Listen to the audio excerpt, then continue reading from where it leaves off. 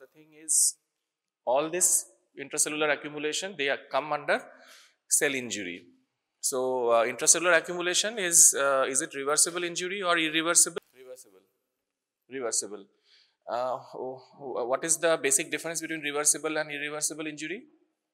Go back to the normal if you remove the stress. So that is the main difference. So what is so first come to this particular picture. You have seen this picture in the last class. So what happens is, in case of any normal cell, all the cell in our body have certain function. For example, some cell is secreting enzyme, some is producing hormones, some is responsible for plain and simple signal transduction or anything. Now if there is an increased demand, increased functional demand for that particular cell, just an increased demand, then we have what is known as adaptations. Adaptations you have already I think you have heard these terms: atrophy, hypertrophy, metaplasia, dysplasia, etc. So adaptations, it is just the normal function which the cell was supposed to do normally is now being done at an increased rate. So in that case, you have just adaptations, and then if you remove the stress, then exact normal cell will be restored. What happens is, suppose there is some kind of external stress. Stress means it is undergoing conditions which it doesn't normally encounter under normal physiological conditions. So that is called stress. Now depending on the amount of stress that the cell is being subjected to, it can be either mild or moderate, or it can be severe persistent. Persistent, what is important? If it is a mild to moderate stress, then what you get is reversible injury. So there is some kind of injury. It is no longer adaptation, it is injury. And when there is injury, these are the particular types: degeneration, subcellular alteration, intracellular accumulation. And again, if the stress is removed, then there is repair and healing. There is a basic difference between straight away going back to normal cell, and there is healing and repair process. We will come to this healing and repair in the subsequent discussions. So in this case, what happens is, we have certain kind of stress going on the cell. Now this particular stress, if it is persistent, going on and on, then we get what is known as irreversible cell injury, where there is no other outcome other than the cell death. এবারে হচ্ছে যে তোমরা ওই reversible আর irreversible sell ইনজুরির morphology তোমাদের তো বলা হয়েছিল। এবারে my question is, just by looking under the microscope, can light microscope which you are used to in physiology, etc., how can you say whether the cell is undergoing reversible or irreversible injury just by looking under the light microscope? Anybody? ধরো mitochondrial damage, তারপরে intermediate ফিলামেন্টের কি change হয়েছে, ওসব তো বুঝতে পারবে না মাইক্রোস্কোপের আন্ডারে। তাহলে মাইক্রোস্কোপে আমরা কি দেখে বুঝবো যে একটা গেস হিন্ট যে এটা রিভার্সিবল হচ্ছে না ইরিভার্সিবল? মাইলিন ফিগার্স কোথায় পাবে? না কোথায়, রিভার্সিবল না ইরিভার্সিবল? ইরিভার্সিবলে। Anything else? তার থেকেও আরো আগে, আমরা যখন একটা সেল দেখছি under the microscope, what we are seeing is a cell, cytoplasm, nucleus, তাই তো? একদম যদি ওভারঅল আমরা ভাবি, তো ফার্স্ট পয়েন্ট মাইলিন ফিগার্স তুমি যেটা বলছো, সেটা তোমার ধরো কিরকম দেখতে হবে? কালার? স্পাইরাল। কি কালার? আচ্ছা, তো ওর থেকেও বেসিক, মানে আরো আগে আমি যদি বুঝতে চাই যে সেলটার রিভার্সিবল না ইরিভার্সিবল হচ্ছে, ব্লেবস। তার মানে this is why I am asking, because in all the subsequent topics we will be going through this, যে reversible হলে always there will be increase in size of the cell, মানে cellular swelling হবে, cellular swelling হবে, আর there is formation of blebs, মানে যে সেলের মেমব্রেনটা আছে it will be intact, there will be no disruption of the membrane, but it will be projecting outwards in the formation of blebs, মানে outward projections হবে, that is called blebs। ও যেটা বলছে, এই যে এই ছবিটা দেখলে বুঝতে পারবে, এই যে মেমব্রেন যদি দেখো, সো দিস এই যে ইনট্যাক্ট একটা সেল মেমব্রেন, সেই সেল মেমব্রেনটা একটা তো সেলের সোয়েলিং হয়েছে, আর তার সাথে যেটা হয়েছে এখানে there is formation of blebs। blebs মানে there is projection, bulbous projection of the cell outwards। কিন্তু যদি আমরা একটা ইরিভার্সিবল সেল ইঞ্জুরি দেখি, we are not going to see the cell as swollen. সেলের সাইজ নর্মাল থাকবে বা sell will be reduced in the size, there will be reduction in the size of the cell, আর যেটা most important, there will be disruption of the cell membrane disrupt হয়ে যাবে। তো একটা intact sell দেখছো and it is swollen, তখন first thing you will be considering যে whether this is a reversible cell injury. এখনো if you can remove the stress, you can salvage the cell. একবার membrane disruption হয়ে গেলে কিছু করা যাবে না। বাকি পয়েন্টসগুলো আমরা যাচ্ছি না, বিকজ আমাদের তো মরফোলজিগুলো জানা দরকার আছে যে রিভার্সিবল ইঞ্জুরিতে কি হয়। That's why I brought up this picture, although it has been done on the last class. বাকি নিউক্লিয়াসে চলে এসো। এই যে সাইটোস্কেলিটন, তারপরে আরইআর, রাইবোজোম, এগুলো তো দেখতে হলে ইলেকট্রন মাইক্রোস্কোপ লাগবে না, আদারওয়াইজ তো বুঝতে পারবে না। এবার নিউক্লিয়াসের কি চেঞ্জ হবে? নিউক্লিয়াস ইজ সামথিং যেটা যে কোনো সেলে আমরা ফার্স্টেই আমাদের চোখে পড়ে। তো নিউক্লিয়াসের কি চেঞ্জ হবে in case of reversible versus irreversible? কিরম হবে? কোথায়? না, ছোট হবে কি, রিভার্সিবল না ইররিভার্সিবল? ইররিভার্সিবল। আর সাইট তার ছোট হওয়ার তারপর নেক্সট স্টেপ ফ্র্যাগমেন্টেশন হয়ে যাবে। আর in the case of reversible cell injury কি হবে? there will be clumping of chromatin. মানে এখানে যেটা হচ্ছে যে নিউক্লিয়াসের, সবাই আমরা জানি যে নিউক্লিয়াসে ক্রোমাটিন থাকে, তো ইউনিফর্মলি স্ক্যাটার্ড থাকে। এবার যদি পুরোটা একসাথে এরকম ক্লাম্প হয়ে একটা জায়গায় জিনিসটা মানে একটা জায়গায় চলে আসে in the form of A clamp, তখন সেটাকে বলছি ক্লাম্প ক্রোমাটিন। মানে কিরম বুঝতে পারবো? ধরো একটা নিউক্লিয়াসে একটা সার্টেন কালার আছে, এইচএনই স্টেইন সেকশনে কিরম দেখতে হয় নিউক্লিয়াসটা? ব্লুইশ পার্পল, তাই তো? এবার তুমি দেখছো সার্টেন এরিয়াসটা মানে darker than the other areas, তাহলে সেই জায়গাটা ক্লাম্পিং হয়ে গেছে। তাহলে clumping is a feature of reversible. আর ইররিভার্সিবল হলে যেটা হবে, যেরকম ক্লাম্পিং হবে না, ওখানে তোমার যেটা বলছে যে সেলটা ছোট হয়ে যাবে, দ্যাট ইজ কল্ড পিকনোসিস। সেল না, নিউক্লিয়াসটা। তারপর কি হবে? ফ্র্যাগমেন্টেশন হয়ে যাবে, তারপর আলটিমেটলি লাইসিস হয়ে যাবে, মানে পুরো ভেঙে একদম ইট উইল বি ফ্র্যাগমেন্টেড। হ্যাঁ, পিকনোসিস, ক্যারিওলাইসিস, এগুলো তোমরা নেক্রোসিস যখন হবে তখন আবার ডিটেলসে হবে। এটা হচ্ছে ব্যাকগ্রাউন্ড। এবারে হচ্ছে ধরো রিভার্সিবল সেল ইনজুরিতে এই চেঞ্জগুলো আগের দিন হয়েছিল, বলেছিল এই চেঞ্জগুলো। তো এই চেঞ্জগুলো আর also coming under intracellular accumulation, subcellular collections, subcellular alterations. কি কি হয়? Hydropic, hyaline, mucoid, fatty. মানে একটা নর্মাল সেলের যা নর্মাল কনস্টিটিউয়েন্ট, তার মধ্যে কিছু এক্সট্রা ডিপোজিট চলে আসছে, যার জন্য যে ধরনের ডিপোজিট আসছে সেই রকম তোমরা চেঞ্জ পাচ্ছ in the sell.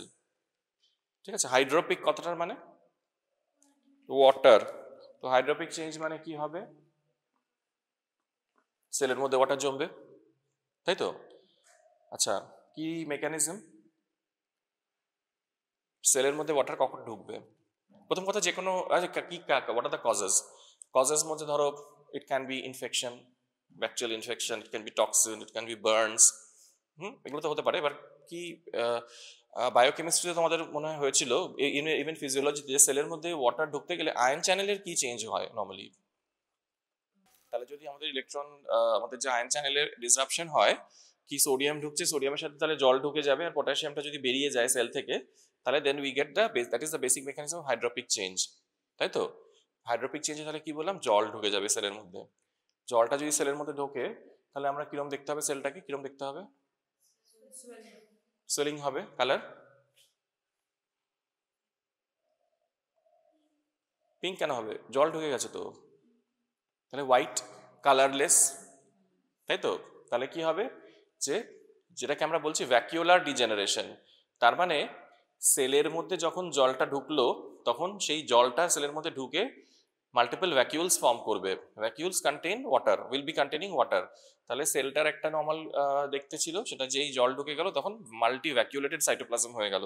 Multi ভ্যাকিউলেটেড cytoplasm is কিরকম দেখতে? কালারলেস, হোয়াইটিশ লাগবে দেখতে, তাই না? আচ্ছা, এবারে এই এক্সাম্পলটা দেওয়া হয়েছে এই জন্য যে কমনেস্ট এক্সাম্পল হচ্ছে হাইড্রোপিক চেঞ্জের ইন দ্য কিডনি। কি হয়? রেনাল টিউবুলার এপিথেলিয়াল সেল, এইখানটা থেকে যদি বুঝতে না পারছো তাহলে এই ছবিটা দেখো। দেখো, এই ছবিটা আগের দিন বলা হয়েছিল। রেনাল টিউবুলার এপিথেলিয়াম সেলসটা হচ্ছে is a characteristic example of hydropic degeneration. কি হচ্ছে? তোমরা ফার্স্ট ইয়ারে নিশ্চয়ই কিডনির মরফোলজি পড়েছো। এটাকে কি বলে, এই জায়গাটাকে গ্লোমেরুলাস, আর এইগুলো হচ্ছে টিবিউলস। এগুলো টিবিউলস তো। এবার দেখো টিবিউলস এর এই পিঙ্ক পিঙ্ক যে পার্টটা রয়েছে, those are the basement membrane. এখানে এই যে সব জায়গাতে যে একটা পিঙ্ক পিঙ্ক হয়ে রয়েছে না, দিস ইজ অ্যাকচুয়ালি প্যাস স্টেন। এটা এইচএনই এটা প্যাস স্টেনে আমরা যখন স্টেন করেছি তখন এগুলো সব বেসমেন্ট মেমব্রেনগুলো হাইলাইটেড হয়ে গেছে পিঙ্ক পিঙ্ক করে, আর এগুলো হচ্ছে তোমার গ্লোমেরুলাস, কিন্তু এগুলো হচ্ছে টিবিউলস। এবার তোমরা টিবিউলের মধ্যে অ্যাপ্রিশিয়েট করতে পারছো না এখানে খুব একটা বুঝতে পারছি না। এই ছবিটায় চলে এসো, দেখো এটা একটা টিবিউল, এবং আউটলাইনটা along the outline I am moving the pointer. See, this is the glomerulus. Nobody has any doubt. This is the glomerulus. This is the glomerulus. Now this is a tubule. ঠিক আছে? কি হয়েছে টিবিউলটা দেখো, এটা টিবিউলের basement membrane, এটা তো sell, এই যে একটা টিবিউলার এপিথেলিয়াল সেল, এটা একটা টিবিউলার এপিথেলিয়াল সেল, দেখো মাঝখানটা পুরো সাদা। Can anybody appreciate? এই যে মাঝখানটা সাদা হয়ে গেছে তো, এটা একটা সেল, এই যে এটা একটা সেল, এটা একটা সেল, তাহলে দের ইজ পুরো সাদা মানে হোয়াইট হয়ে গেছে। এটা কি বলছি, মাল্টিভ্যাকুলেটেড সাইটোপ্লাজম। তাহলে দেখো এই একটা সেল, এই একটা সেল, এগুলো সব সেলস লাইনিং দ্য টিবিউলার মানে টিবিউল। আবার দেখো এখানে একটা টিবিউল, সেখানে এই যে এই সেলগুলো এরকম ভাবে গেছে, আবার এখানে একটা টিবিউল, এখানে এরকম সেলগুলো গেছে। তো কি মেইন প্রবলেম হয়েছে, সেলগুলো সব হোয়াইট মানে সাদা হয়ে গেছে because of accumulation of water এবং মাল্টিভ্যাকুলেটেড সাইটোপ্লাজম, সেজন্য ওই ভ্যাকিউলস গুলো ফিল্ড উইথ ওয়াটার সাদা সাদা দেখতে লাগছে। That is what we call as তোমার হাইড্রোপিক চেঞ্জ। এবং নর্মালি অবশ্যই ফার্স্ট পয়েন্ট যেটা ছিল যে সেল উইল বি, সেলের সাইজটা ইনক্রিজ করে যাবে, so there will be swelling in the size of the cell. তার সাথে তোমার হচ্ছে ওয়াটার জমেছে, তার সাথে তোমার যেটা হচ্ছে নিউক্লিয়াসটা পেল হয়ে যাবে। আর একটা পয়েন্ট যেটা সবসময় বলে দেবে, ব্লেবস ফর্মেশন হবে। হাইড্রোপিক চেঞ্জের যখনই কোনো একটা জায়গায় ডেসক্রিপশন দেবে তখন এই পয়েন্টগুলো বলে দেবে। তাহলে এখানে হাইড্রোপিক চেঞ্জের মরফোলজিটা তোমাদের, ইজ ইট ক্লিয়ার? এখানে দেখো কোনো হাইড্রোপিক চেঞ্জ হয়নি, তাই না? ইন দ্য গ্লোমেরুলাস এই যে নর্মাল পিঙ্ক পিঙ্ক সাইটোপ্লাজম ওয়ালা সেল রয়েছে, আর এইগুলো ডার্ক কালার নিউক্লিয়াস হয়ে রয়েছে। So this are the normal sales.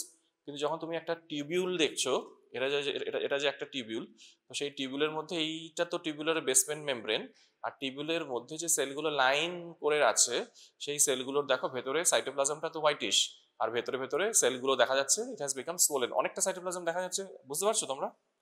অনেকটা করে সাইটোপ্লাজম which is white. তাহলে this is hydropic change in the case of renal tubular epithelial cell.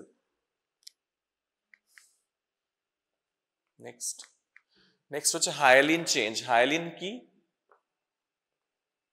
Hyaline একটা অ্যামরফাস, একটা হচ্ছে যে glassy eosinophilic material, pink colour, pink eosinophilic material which can get deposited either within the cell or outside the cell. So that is called hyaline change. Pink colored material সেলের মধ্যে আর কিছু জানো তোমরা যেটা can be deposited other than hyaline? Anybody knows? Pink color material আর কি হতে পারে? তোমরা ফিব্রিনের নাম শুনেছো? ফিব্রিন ওটা কি কালারের হয়?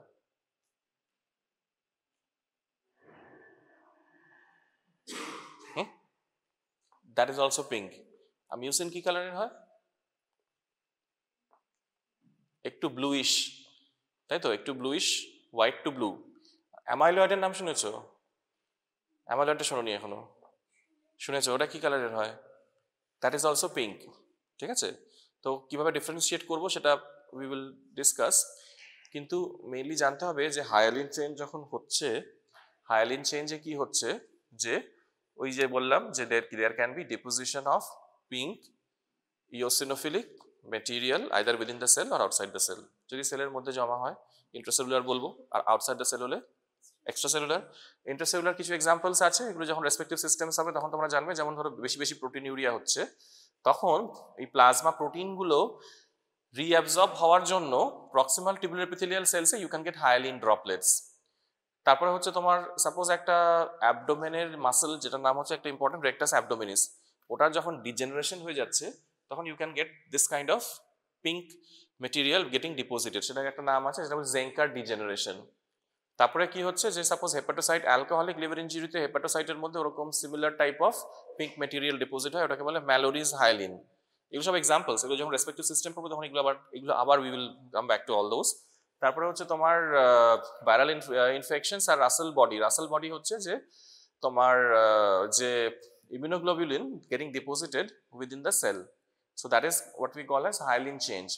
তাহলে এখান থেকে দেখে যেটা বুঝতে পারছো যে হায়ালিন চেঞ্জে যে সাবস্টেন্সটা ডিপোজিট হচ্ছে দ্যাট ইজ মোস্টলি তোমার এক ধরনের protein type substance, that is what we are calling as hyaline. তো সেজন্য তুমি যে কোনো কন্ডিশনে যেখানে সেলের মধ্যে একটা পিঙ্ক মেটেরিয়াল ডিপোজিশন হচ্ছে for any reason, eosinophilic pink homogenous material, সেটাকে আমরা বলছি হায়ালিন। ওইটাই যদি সেলের বাইরে এই যে এখানে দেখো এরকম হয়ে গেছে, ধরো এগুলো সব এক একটা প্লাজমা সেল। প্লাজমা সেলের কেউ তোমরা ডেসক্রিপশন বলতে পারবে? প্লাজমা সেল হয়েছে না ফার্স্ট ইয়ারে? শুনেছো নামটা শুনেছো তো? প্লাজমা সেলের ফিচারটা কি, মানে ধরো নর্মাল সেলের সাথে প্লাজমা সেল আমরা মেইন কি পয়েন্টে ডিফারেন্সিয়েট করি? নিউক্লিয়াসটা কিরকম হয় প্লাজমা সেলে? একটা নর্মাল সেলের নিউক্লিয়াস একদম সেন্টার অফ দ্য সেলে থাকে ইউজুয়ালি, আর প্লাজমা সেলে কোথায় থাকে? পেরিফেরি, মানে এক্সেন্ট্রিক্যালি লোকেটেড থাকে। আরেকটা হচ্ছে কার্ট হুইল প্যাটার্ন হয় ক্রোমাটিনটার। এই টার্মটা শুনেছো? কার্ট হুইল মানে গোল মতো মানে নিউক্লিয়াসের মধ্যে 4-5টা এরকম কার্ট হুইলের মতো শেপের ক্রোমাটিন হবে। আর প্লাজমা সেলে ইমিউনোগ্লোবুলিন ডিপোজিশন হয়, তাই তো? প্লাজমা সেলের একটা ফাংশন হচ্ছে ইমিউনোগ্লোবুলিন তৈরি করা। ইমিউনোগ্লোবুলিন যেহেতু সেলের মধ্যে থাকে সেজন্য পেরিনিউক্লিয়ার একটা হ্যালো মানে ক্লিয়ার স্পেস আমরা পাই। That is the normal description, that is what plasma cell looks like. এবার সেই প্লাজমা সেলের মধ্যে দেখো এখানে পিঙ্ক হয়ে গেছে পুরো, এই যে পিঙ্ক, বেশি পিঙ্ক লাগছে তো? পিঙ্ক পিঙ্ক, তাহলে এগুলো কি জমা হয়েছে? রাসেল বডিজ। রাসেল বডিজটা কি? এক ধরনের হায়ালিন চেঞ্জ, এক ধরনের হায়ালিন চেঞ্জ। রাসেল বডি হচ্ছে ইমিউনোগ্লোবুলিন বেশি বেশি ডিপোজিট হয়ে গেছে, পুরো বেশি পিঙ্ক হয়ে গেছে, is one kind of change, example of hyaline change. আচ্ছা, এবারে হচ্ছে ওটা ইন্ট্রাসেলুলার হায়ালিন ছিল, এবার এক্সট্রাসেলুলার হায়ালিন। এক্সট্রাসেলুলার হায়ালিন মানে হচ্ছে আগেন যদি সেলের বাইরে যে কানেক্টিভ টিস্যু আছে বা স্ট্রোমা আছে সেখানে যদি আমাদের এরকম পিঙ্কিশ চেঞ্জেস আসে, যেমন একটা এক্সাম্পল হচ্ছে লিওমায়োমা।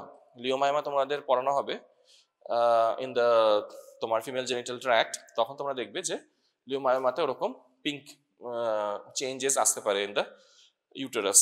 তারপরে হচ্ছে একটা স্কার টিস্যু যখন ফর্মেশন হয়েছে, স্কার টিস্যু যখন ওল্ড হয়ে যাবে তখন ওটাও পুরো পিঙ্কিশ হয়ে যাবে, তখন we call it hyalinised. Similarly আরও আছে হায়ালিন আর্টেরিওস্ক্লেরোসিস বা ক্রনিক গ্লোমেরুলোনেফ্রাইটিসে হায়ালিনাইজড গ্লোমেরুলি।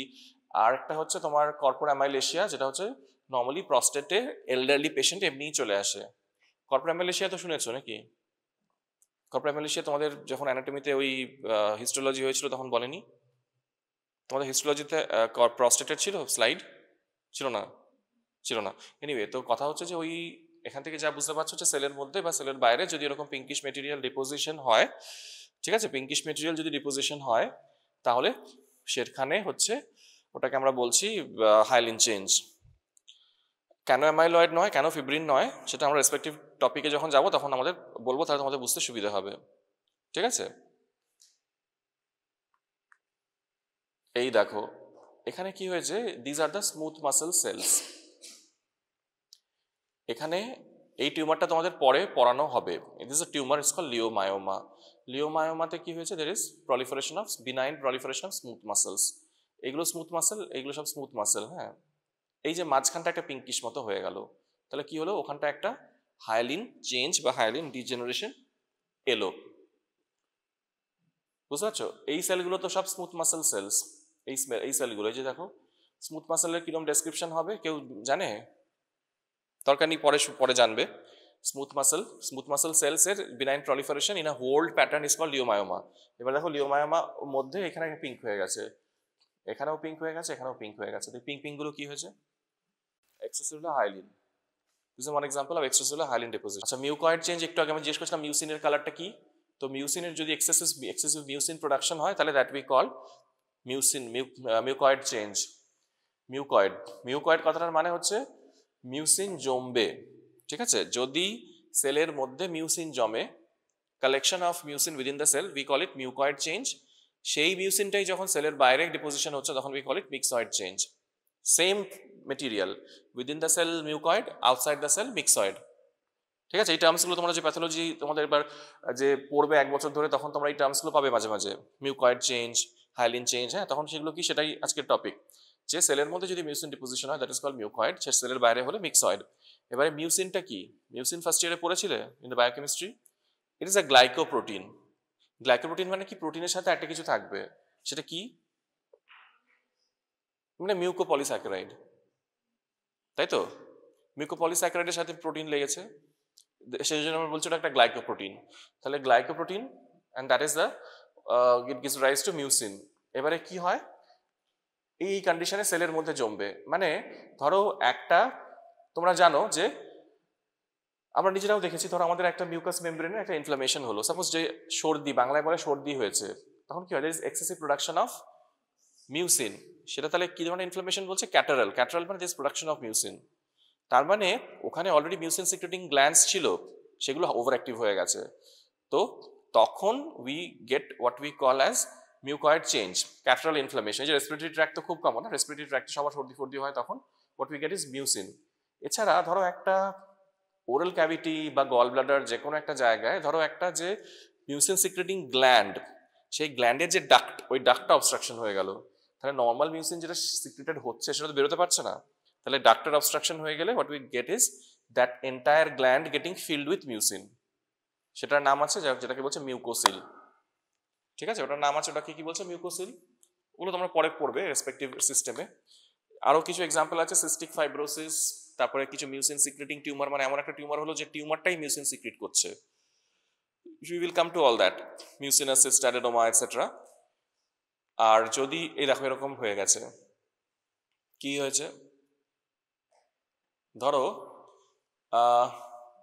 তোমরা যেটা বুঝতে পারছো যে দিস ইজ, এই যে মাঝখানে একটা পিঙ্ক মতো চলে গেছে, তো এটা একটা তোমার একটা ফাইব্রাস টিস্যু বা কিছু একটা গেছে, তার উপরে যেরকম একটা লাইনিং অফ সেলস চলে গেছে, এটাকে কি বলা হয়? এই যে লাইনিং অফ সেলস, ধরো একটা টিস্যু ডেসক্রিপশন বলছো, এখানে মাঝখানটা দেখো পিঙ্ক বা ডার্ক কালার্ড, ঠিক আছে, এটা একটা তুমি বলতে পারো ধরো ফাইব্রোভাস্কুলার একটা স্পেস, আর লাইনড বাই এরকম সেলস। তো এই সেলগুলো কি বলে, এটা কিসের সেল? ইজ এপিথেলিয়াম, তাই তো? Epithelium is always lining all the tissues. তাহলে এই লাইনিং এর সেলগুলো ধরো এপিথেলিয়াম। এবার দেখো এপিথেলিয়াম সেলগুলো পুরো সাদা সাদা সাদা সাদা হয়ে গেছে, হয়েছে? তো এপিথেলিয়াম সেলগুলো যখন সাদা সাদা হয়ে গেছে, তার মানে এটা কি হলো, সেখানে তোমার মিউসিন ডিপোজিশন হয়ে গেছে, সেজন্য এপিথেলিয়াল সেলগুলো সাদা সাদা হয়ে গেছে। তো this is an example of mucinous deposition. সেলের মধ্যে যেহেতু হচ্ছে, আমরা বলছি মিউকয়েড চেঞ্জ, হয়েছে? তারপরে connective tissue mucin. Connective tissue mucin মানে হচ্ছে এক্সট্রাসেলুলার ডিপোজিশন হচ্ছে। কিরম ভাবে হবে, ধরো কিছু টিউমার আছে যেগুলো, কিছু টিউমার এরকম তোমার টিউমারে এরকম মিউসিন সিক্রিশন হবে, মিক্সয়েড চেঞ্জ, যেমন ধরো মিক্সোমা বলেই একটা টিউমার আছে, সেখানে গোটা টিউমারটার মধ্যে তুমি মিক্সয়েড চেঞ্জ পাবে। তারপরে তোমার হচ্ছে ধরো কিছু এক্সাম্পলস আছে যেগুলো তোমরা পরে পড়বে, ধরো মিক্সিডিমা। হ্যাঁ, মিক্সিডিমাটা কখন হয়? হাইপো না হাইপার? হাইপোতে মিক্সিডিমিয়া হয়, তখন ডার্মিসের মধ্যে তোমার মিউসিন মিক্সয়েড চেঞ্জ হয়ে যায়, সেজন্য মিক্সয়েড চেঞ্জ ইন মিক্সিডিমা। ঠিক আছে, আরেকটা হচ্ছে ধরো একটা টিউমার হয় রিস্টের মধ্যে, ওটাকে আমরা মিক্সয়েড চেঞ্জ পাই, সাইনোভিয়াম ইন দ্য গ্যাংলিয়ন, সেটাকে আমরা বলি মিক্সয়েড চেঞ্জ। তো এক্সাম্পলসগুলো তোমরা পরে দেখে নেবে। এই যেমন ধরো এরকম অবস্থা হয়েছে, এটা একটা, দিস ইজ আ তোমার extra cellular connective tissue space. এখানে আমরা দেখতে পাচ্ছি বিভিন্ন ফাইব্রাস টিস্যু চলে গেছে, তার মধ্যে দেখো কিছু কিছু জায়গায় কিরকম ব্লুইশ, হোয়াইটিশ ব্লুইশ হয়ে গেছে, সেগুলো সব মিক্সয়েড চেঞ্জ হয়েছে। ঠিক আছে, একটু ব্লুইশ হয়ে যাবে। এছাড়া স্টেইন সেকশনে যদি দেখো হোয়াইট টু ব্লু, একদম পুরো সাদা হলে দ্যাট ইজ হাইড্রোপিক চেঞ্জ, আর একটু ব্লুইশ ভাব থাকলে তখন সেটা মিউকয়েড বা মিক্সয়েড। আর আরেকটা ব্যাপার হচ্ছে যে যখন হাইড্রোপিক চেঞ্জ হবে তখন সেলের মধ্যে মাল্টি ভ্যাকিউল ফর্মেশন হবে, ভ্যাকিউলসের মধ্যে জলটা থাকবে, তাহলে ভ্যাকিউলস ফর্মেশন হবে। এখানে কোনো ভ্যাকিউলস ফর্মেশন হবে না, জাস্ট সেলের মধ্যে হোয়াইট টু ব্লু একটা কালার চলে আসবে। Fatty change, C this is important. আচ্ছা, তার আগে দেখো এখানে এটাই চলে এসো, দেখো ইন্ট্রাসেলুলার অ্যাকিউমুলেশন যেটা আছে, which was the main topic of today। এই ইন্ট্রাসেলুলার অ্যাকিউমুলেশনের মধ্যে এটার মানেটা কি, মানে সেলের মধ্যে substances are getting deposited in abnormal quantities, তাই তো? নর্মালি সেলের মধ্যে তো আমাদের ধরো প্রোটিন আছে, কার্বোহাইড্রেট আছে, লিপিড আছে, এগুলো তো নর্মালি একটা সেলের যে মেটাবলিজম বা অ্যাক্টিভিটি তার জন্য সেগুলো আসে। এবারে যদি it is getting deposited in abnormal quantities, তখন আমরা বলবো ইন্ট্রাসেলুলার অ্যাকুমুলেশন। সেটারই একটা প্রোটোটিপিক্যাল এক্সাম্পল হচ্ছে ফ্যাটি চেঞ্জ, যেটা তোমাদের পরীক্ষায় লং কেস আসবে। ফ্যাটি চেঞ্জ, তো we have to know details about fatty change. সেটা বলার আগে প্রথমে আমাদের জানতে হবে যে ইন্ট্রাসেলুলার অ্যাকুমুলেশন যে হবে কি কি কারণে হতে পারে।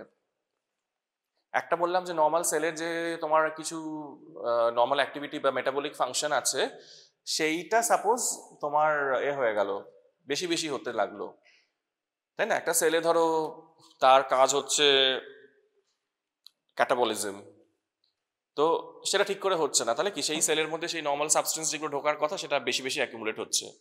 That is one way of having intracellular accumulation. আরেকটা কি হতে পারে, রিমুভাল ঠিক করে হচ্ছে না বা জমছে, দুটোই it comes under accumulation of constituents of normal cell. ওটা যখন আমরা ফ্যাটি লিভারে প্যাথোজেনেসিস পড়বো তখন ওটা তুমি ওরকম ভাবে বলবে, মানে কি যেটা নর্মাল ফাংশন তার জন্য তো ওকে অ্যাক্টিভিটিটা ঠিক করে করতে হবে, তার সাথে সেটাকে ওটাকে বের করে দিতে হবে, ওই পুরো প্রসেসটাতেই প্রবলেম হয়ে যাচ্ছে। কিন্তু সেকেন্ড পয়েন্টটা হচ্ছে যে অ্যাবনর্মাল মেটাবলিজম, তার মানেটা কি? যেমন ধরো তোমরা ফার্স্ট ইয়ারে বোধহয় পড়েছিলে ইনবর্ন এরার্স অফ মেটাবলিজম, পড়েছিলে ফিনাইল কিটোনিউরিয়া, অ্যালক্যাপটিনুরিয়া, সেখানে কিছু এনজাইম ডিফেক্ট হয়ে যাচ্ছে। তো এনজাইমটার কাজ হচ্ছে সাবস্টেন্স এ থেকে বিতে কনভার্ট করা, এবার যদি করতে পারছে না তাহলে তো এটা এই রয়ে গেল অ্যান্ড সেলের মধ্যেই রয়ে গেল।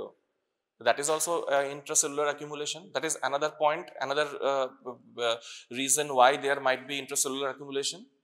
And third point is accumulation of pigments. Pigment আমরা জানি যে it can be endogenous or exogenous. Endogenous pigment এর একটা নাম বলো কেউ? বিলিরুবিন, আরো আরো বলো।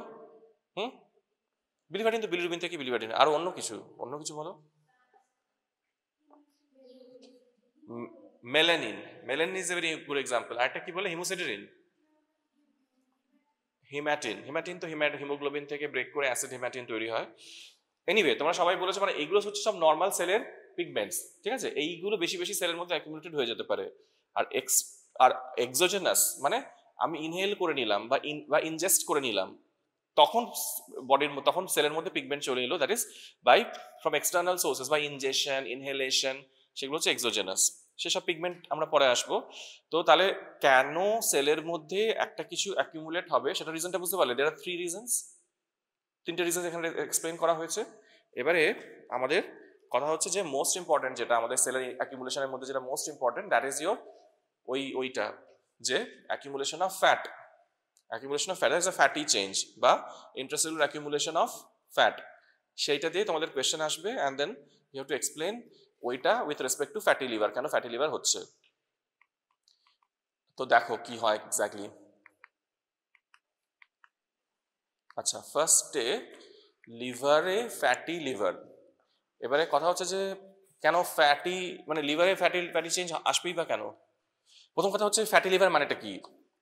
ফ্যাটি লিভার মানে হচ্ছে লিভারের মধ্যে there is deposition of কি, ওরম ভাবে বলবে না ডিপোজিশন অফ, বলবে নিউট্রাল ফ্যাট উইদিন দ্য কোথায়, হেপাটোসাইট। তাহলে হেপাটোসাইটের মধ্যে তোমার অ্যাকুমুলেশন অফ নিউট্রাল ফ্যাট হচ্ছে, দ্যাট ইজ ফ্যাটি লিভার। তো কেন হবে? কারণ লিভারের তো নর্মালি কাজই হচ্ছে ফ্যাট মেটাবলিজম, তো সেটাই যদি বিকজ তাহলে লিভার অলরেডি হ্যান্ডেলস ফ্যাট, সেজন্য ফ্যাটি চেঞ্জ হয়ে যাচ্ছে। এবারে ও যেটা বলছিল কেন হবে, দুটো মেইন কারণ। একটা হচ্ছে যে শরীরের মধ্যে there is excess fat already, মানে এখানে ওখানে ধরো ফ্যাট প্রোডাকশন হচ্ছে, আমরা ফ্যাট খাচ্ছি in as part of our diet, তাছাড়া আমাদের অ্যাডিপোজ টিস্যুতে ফ্যাট আছে, এছাড়া fat by way of metabolism তৈরি হচ্ছে, তার সমস্ত ফ্যাট গিয়ে যাচ্ছে লিভারে, লিভারের কাজ হচ্ছে ওটাকে মেটাবলাইজ করা। এবারে লিভার যদি ঠিক করে অ্যাক্টিভিটি না করতে পারে then we get fatty liver. এবারে ওই যে ফার্স্ট পয়েন্ট হচ্ছে এক্সেস ফ্যাট, মানে due to some pre-existing condition there is already excess fat in your body. What can be the reasons? obesity, তাই তো? তারপরে ডায়াবেটিস মেলাইটাস কি হয়? ডায়াবেটিস মেলাইটাসে আমরা আগে জানতাম যে it is only related to মানে it is obviously insulin metabolism. এবার insulin has an effect on lipogenesis, আমরা জানি it doesn't only affect glycogenesis or neoglucogenesis. এটা কি একটা ফ্যাট মেটাবলিজমের রোল আছে, সেইটা হ্যাম্পার হয়ে যাচ্ছে বলে সেখানে একটা ফ্যাট মেটাবলিজমের প্রবলেম হচ্ছে। আনাদার রিজন ইজ হাইপারলিপিডেমিয়াতে the patient might not be obese, might be thin, কিন্তু তার প্রচুর লিপিড কন্টেন্ট, মানে ট্রাইগ্লিসারাইড বেড়ে যায় বা হাইপারলিপিডেমিয়াতে আমাদের অনেক রকম টাইপস আছে 1 2 3 4 করে, যেটা বাড়বে সেই অনুযায়ী হাইপারলিপিডেমিয়া কি টাইপ। তাহলে এইসব কন্ডিশনে already patient is having increase fat in their body. তাই এইরকম একটা কন্ডিশনে এটা patient is predispose to having fatty liver. হলো। আরেকটা কি হতে পারে, একটা হতে পারে যে লিভার সেল ড্যামেজ, মানে লিভার সেলের কাজ হচ্ছে যে এই যে ফ্যাটটা is being presented to it, it has to be metabolised. তাহলে সেলটাই যদি ড্যামেজ হয়ে গিয়ে থাকে তাহলে দি ক্যানট অ্যাক্ট নর্মালি। তাহলে সেটা কি কি কারণ হতে পারে লিভার সেল ড্যামেজ, বলতে থাকো এক এক করে। অ্যালকোহলিজম, তাহলে অ্যালকোহলিজম যখন বলবে তখন সেটাকে বলবে যে অ্যালকোহলিক লিভার ডিজিজ, ঠিক আছে। তারপর তোমরা এগুলো জানো, স্টারভেশন, প্রোটিন এনার্জি ম্যালনিউট্রিশন, তারপরে তোমার ক্রনিক ইলনেস যেমন TB, acute fatty liver in late pregnancy. আচ্ছা, হেপাটোটক্সিন, কয়েকটা হেপাটোটক্সিনের নাম বলতে পারবে যে পরে পড়বে যদিও, কার্বন টেট্রাক্লোরাইড, ঠিক আছে ওগুলো পরে হবে। আর drug induced liver cell injury মানে যেমন প্রচুর সেলে, যেমন একটা কমন কজ হচ্ছে প্যারাসিটামল। তো সেখানে হচ্ছে যে লিভার সেলে আমরা জানি যে যদি ড্রাগ মেটাবলিজমের একটা ইম্পর্টেন্ট পার্ট হচ্ছে তোমার লিভার, তো সেখানে যদি সেই ইনজুরি হয় তখন একটা প্রচুর ড্রাগস খাওয়া হয়েছে সেজন্য লিভারটা নষ্ট হয়ে গেছে, তখন you can also get fatty liver, ঠিক আছে। এবারে প্যাথোজেনেসিসটা very important, this is you are getting long question, pathogenesis of fatty liver. তো কি হয় ভালো করে বোঝো। ফার্স্ট অফ অল লিভারের মধ্যে ফ্যাট এন্ট্রি হবে, লিভার ওটাকে মেটাবোলাইজ করবে, তারপরে ওটাকে বের করে দেবে। নর্মাল প্রসেসে তাই হবে। ফ্যাট হেপাটোসাইটে ঢুকবে, লিভারের মধ্যে কিছু সাইটোপ্লাজমের মধ্যে কিছু স্টেপস হবে, and then it will be excreted, eliminated from the cell. Not use the term excretion, is eliminated from the cell. হলো। এবারে সেলের মধ্যে ফ্যাটটা আসবে কোত্থেকে? আমি একটু আগে বলেছি there are two sources of fats, মানে ফ্যাট ইন আওয়ার বডি। একটা হচ্ছে আমাদের ডায়েট থেকে ফ্যাট এলো, আর একটা অ্যাডিপোজ টিস্যু থেকে ফ্যাট আসতে পারে। তাহলে ডায়েট থেকে যে ফ্যাটটা আসে ইন দ্য ফর্ম অফ, কি ফর্মে আসে বলো? ডায়েট থেকে যে ফ্যাটটা আসে, এখানে তো খালি ডায়েট লিখেছি, ডায়েট থেকে ফ্যাটটা আসে in the form of triglyceride, পরে ফর্মেশন হবে, তার আগে একদম ডায়েটটা ভেঙে, হ্যাঁ chylomicron, she is right, chylomicron. So chylomicron ফর্মে ডায়েট থেকে আমাদের ফ্যাটটা আসবে লিভার সেলের মধ্যে। অ্যান্ড আরেকটা কি হচ্ছে যে অ্যাডিপোজ টিস্যু, তাহলে adipose tissue as well as diet থেকে লিভারের মধ্যে in the form of free fatty acid সেলের মধ্যে তোমার ফ্যাট ঢুকবে। এবারে কি হবে, this is the normal pathway, যে এইভাবে সেলের মধ্যে ফ্যাট ঢুকবে in the form of free fatty acid. এছাড়া there is another minor pathway, যেখানে লিভার সেলের মধ্যে কিছু অ্যাসিটেট থাকে, সেই acetate can also get converted to fatty acid. হলো। তাহলে মেজর পাথওয়েটা কি আছে? ডায়েট থেকে অ্যাডিপোজ টিস্যু থেকে in the form of free fatty acid লিভারের মধ্যে ফ্যাটি অ্যাসিড ঢুকবে। এবারে ফ্যাটি অ্যাসিডটা হয়তো ধরে নাও 90% এইভাবেই আসছে, আর small percentage can also come from acetate, acetate is present within the liver. এবারে সেই যে ফ্যাটি অ্যাসিডটা এলো, এই এনজাইমটার নাম হচ্ছে আলফা গ্লিসারোফসফেট। ওটা কি করবে? ফ্যাটি অ্যাসিডটাকে ট্রাইগ্লিসারাইডে চেঞ্জ করে দেবে, ফ্যাটি অ্যাসিডটাকে ট্রাইগ্লিসারাইডে চেঞ্জ করে দেবে।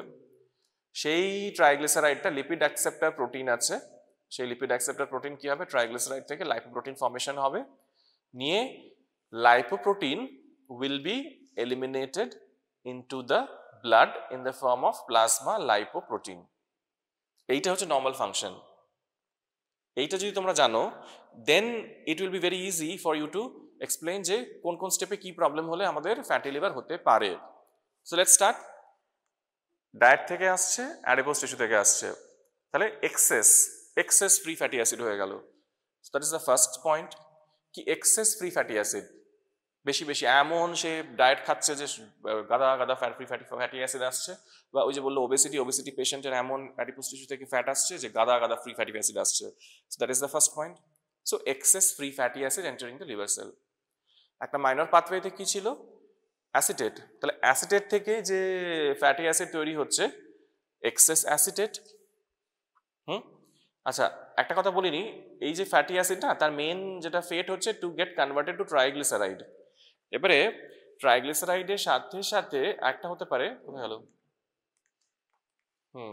ট্রাইগ্লিসারাইডের সাথে আরেকটা যেটা হতে পারে যে এটাও হতে পারে, এই যে কিছু কিছু get converted to cholesterol ester, phospholipid, ketone body.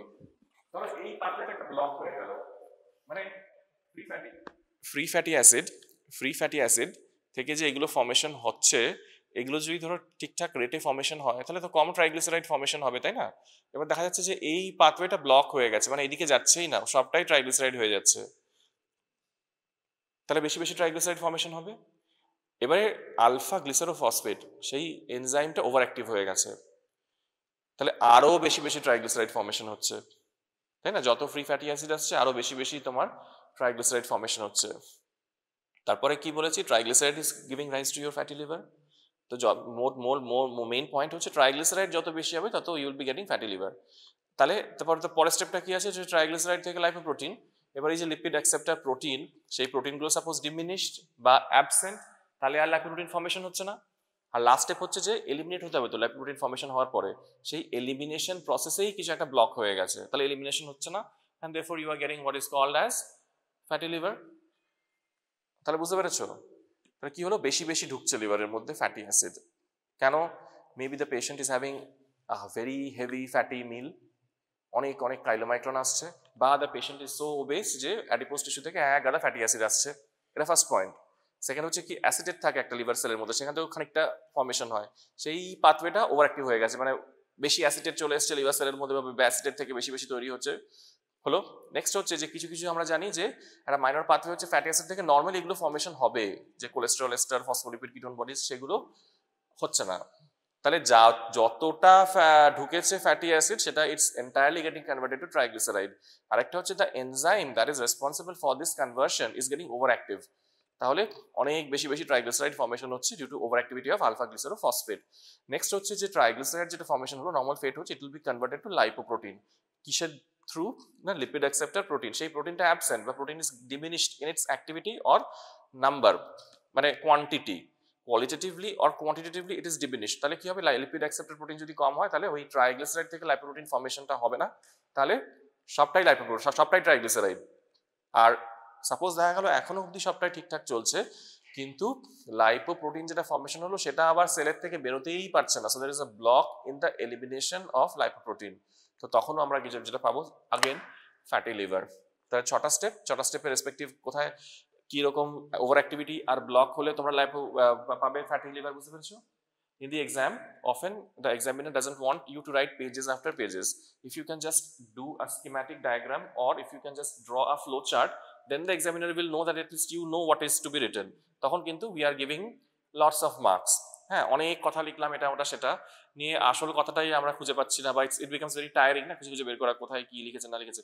তো সেখানে ধরো তুমি এই ছবিটা এঁকে দিলে, নিয়ে যে 1 2 3 4 5 6 চারটে পয়েন্ট দিয়ে at the end of the picture নিয়ে বলে দিলে যে causes of fatty liver, নিয়ে বললে যে 1 এর ওভার অ্যাক্টিভিটি, 2 এর আন্ডার অ্যাক্টিভিটি, 3 এর ওভার অ্যাক্টিভিটি, আন্ডার অ্যাক্টিভিটি, এভাবে যদি লিখে দাও, তাহলে we know that the candidate knows what exactly is going on, then you can expect a lot of marks. ঠিক আছে? So always try to make your exam your answers schematic or diagrammatic. হয়ে গেল?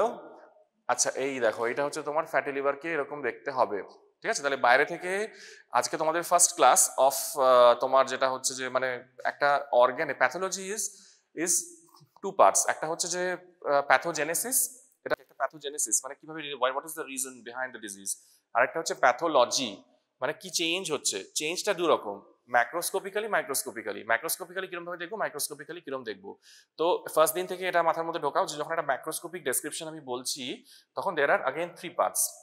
ম্যাক্রোস্কোপিক্যালি সারফেসটা কিরকম দেখতে লাগছে, তারপরে হচ্ছে অর্গানটা কিরকম দেখতে লাগছে ওভারঅল, মানে সারফেসে ফোকাস করলে, তারপর অর্গানটায় ফোকাস করলে, তারপরে হচ্ছে কাট, মানে কাট সেকশন যখন দেবে তখন কিরকম দেখতে লাগছে। This are 3 points of microscopy.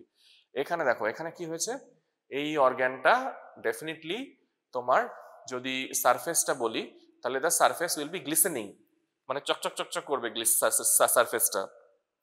যেমন ধরো যদি সিরোসিসের একটা স্পেসিমেন দেখি, তখন surface will be nodular, multiple nodules formation হয়ে গেছে। এখানে যদি দেখি the capsule will be tensed and it will be glistening, ঠিক আছে? তারপরে অর্গানটা এমনি ওভারঅল কিরকম হয়েছে, ওভারঅল এর মধ্যে তো লিপিড জমেছে, তো লিপিড জমার জন্য যেটা হয়েছে যে এনলার্জড, মানে the specimen is enlarged in size compare to normal liver. আর যেটা হয়েছে যে এই যে এজেস আছে না, ধরো এই যে একটা লিভার দেখছো, এগুলো তো এজ, ধরো লোবস এর যে এজ বা যে মার্জিন উইল বিকাম রাউন্ডেড, সব জায়গায় তো লিপিড লিপিড জমে গেছে, তাহলে মার্জিন গুলো রাউন্ডেড হয়ে গেছে, লিভারটা ইনক্রিজ ইন সাইজ হয়ে গেছে, সারফেসটা গ্লিসেনিং হয়ে গেছে। That is the before you give a cut section. এবার যখন কাট সেকশন দিলে আমাদের কেন আমরা এটা ইম্পর্টেন্ট যে গ্রসলি আমরা কেন দেখবো, কারণ আলটিমেটলি এখান থেকে আমাদের কাট সেকশন দিয়ে রেসপেক্টিভ সেকশন বানাতে হবে যেটাকে আমরা মাইক্রোস্কোপিক্যালি দেখবো। যখন কাট সেকশন দিলাম তখন কি দেখবো, জমে আছে লিপিড, তাহলে একটা টেন্সড ব্যাপার থাকবে না, একটা টেন্স অ্যান্ড বালজিং ব্যাপার থাকবে যখন আমরা কাটছি। আর কালারটা কি হবে, ইয়েলোইশ হয়ে যাবে। তো বেশি কিছু বলার দরকার নেই, তো তুমি ধরো একটা লজিক্যালি ভাববে যে একটা ফ্যাটি লিভারকে আমরা ডেসক্রিপশন করছি, ধরো তোমাকে এমনি এক্সামে বললাই বলো তো ফ্যাটি লিভারের কি চেঞ্জ হয় মাইক্রোস্কোপিক্যালি, তখন একদম মুখস্থ করেছি, ভুলে গেছি, মনে পড়ছে না, এরকম না করে if you can just think logically, just simple একটা কিছু জমেছে, তাহলে তোমার size will be increased. First point হচ্ছে সাইজ বেড়ে যাবে। ধরো একটা সিকেডি মানে ক্রনিক কিডনি ডিজিজ ডেসক্রিপশন দিচ্ছ, তখন দিনের পর দিন কিডনির উপর দিয়ে স্ট্রেস গেছে, তো কিডনিটা উইল বি শ্রাঙ্কেন ইন সাইজ। তো কেন হচ্ছে সেটা দেখে তোমরা ফার্স্ট পয়েন্ট বলবে যে সাইজটা বাড়লো না কমলো, তো এখানে বাড়বে, তো একটা ডিপোজিশন হয়েছে, ডেফিনেটলি বাড়বে। ফার্স্ট পয়েন্ট ইজ বেড়ে গেছে। এবার বেড়ে যাওয়ার জন্য কি হয়েছে, তোমার সারফেসটা টেন্সড হয়ে গেছে, মানে ক্যাপসুল, ধরো একটা নর্মাল অর্গানের একটা নর্মাল ক্যাপসুল ছিল, এবার তার মধ্যে অনেক কিছু ঢুকে গেছে, অনেক সাবস্টেন্স, তাহলে ক্যাপসুলটা একটু বাল্জ টেন্সড হয়ে যাবে, তো টান টান মতো হয়ে যাবে। আর যেহেতু জিনিসটা লিপিড সেজন্য চকচক চকচক করবে, গ্লিসেনিং একটা অ্যাপিয়ারেন্স হবে, তাহলে বাইরে থেকে এরকম দেখতে হবে। এটা এই স্পেসিমেনটা কিন্তু তোমাদের পরীক্ষায় আসতে পারে, ওই জন্য ডিটেলসে বলছি, আর মানে বোঝাচ্ছি আর কি, পরে আবার হয়তো তোমাদের যখন প্র্যাকটিক্যালে দেখানো হবে। তারপরে কি হবে, তুমি দেখছো যে এই যে মার্জিনস গুলো সেগুলো সব রাউন্ডেড হয়ে গেছে, লিপিড জমেছে, সব রাউন্ডেড হয়ে গেছে। এবার যখন কাট সেকশন দিচ্ছ, কাট সেকশন কি লিপিডের মধ্যে দিয়ে নাইফ চালাচ্ছ, তাহলে এক তো টেন্সড বালজিং দেখতে পাচ্ছ, আর কালারটা ওই জন্য বলছে ইয়েলোইশ হয়ে যাবে। আর টেক্সচারটা কিরকম হবে, সফট না ফার্ম না হার্ড, সফট টু ফার্ম বলতে পারো। তাহলে সিম্পল এইভাবে মানে গ্রস ডেসক্রিপশন বলবে, যেটাকে বলে ম্যাক্রোস্কোপিক। আচ্ছা মাইক্রোস্কোপিটা এখানে চলে এসো, মাইক্রোস্কোপির একটু কিছু আগে লিখেছিলাম। মাইক্রোস্কোপিতে কি হচ্ছে, মাইক্রোস্কোপিতে basically there is deposition of fat inside your hepatocyte. তো কি হবে, ফার্স্টে যেটা হবে, এই ছবিটা দেখে দেখে বলি তাহলে সুবিধা হবে। দেখো ফার্স্টে এই দেখো, এটা স্কিম্যাটিক ডায়াগ্রাম, এটা এইচএনই স্টেইনড নর্মাল সেকশন। এখানে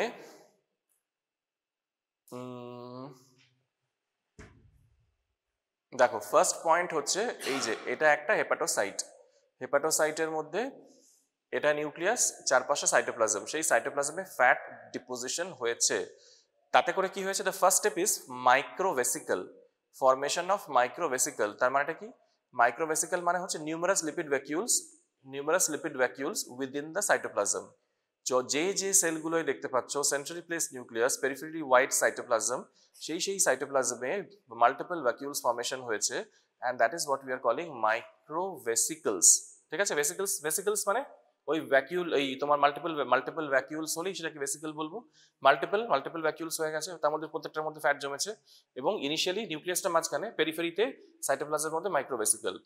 নেক্সট স্টেপটা কি হলো, নেক্সট স্টেপটা দেখো, এটার পরের স্টেপটা হচ্ছে এইটা, এই সেলটায় চলে এসো। এই সেলটায় কি হয়েছে, দেখো নিউক্লিয়াসটা একটা সাইডে শিফট হয়ে গেছে, নিউক্লিয়াসটা ওই মাঝখানে নেই, এইখানে চলে এলো, অ্যান্ড পুরো সাইটোপ্লাজমটা যতগুলো মাইক্রোভেসিকল ছিল সেগুলো সব ফিউজ করে একটাই হোয়াইটিশ স্পেস তৈরি হয়ে গেল, অ্যান্ড সেলের সাইজটাও বেড়ে গেল। এই সেল আর এই সেলটা এক নয় তো, বড় সাইজ হয়ে গেছে না, দ্যাট ইজ কল্ড ম্যাক্রোভেসিকল। তাহলে মাইক্রোভেসিকল, তারপরে ম্যাক্রোভেসিকলের কি ডেসক্রিপশন হবে, যে ইনিশিয়ালি তোমার যেটা অ্যারাউন্ড দ্য নিউক্লিয়াস তোমার ভ্যাকিউলস গুলো ছিল, তারপরে কি হলো, সেলটা বড় হয়ে গেল, মাইক্রো ভ্যাকিউলস গুলো ফিউজ করে গেল, নিয়ে একটা ম্যাক্রোভেসিকল ফর্মেশন হলো। ঠিক আছে, এবারে নেক্সট স্টেপটা কি, নেক্সট স্টেপ হচ্ছে ফ্যাট সিস্ট। সিস্ট জানো, সিস্ট কথাটার মানে,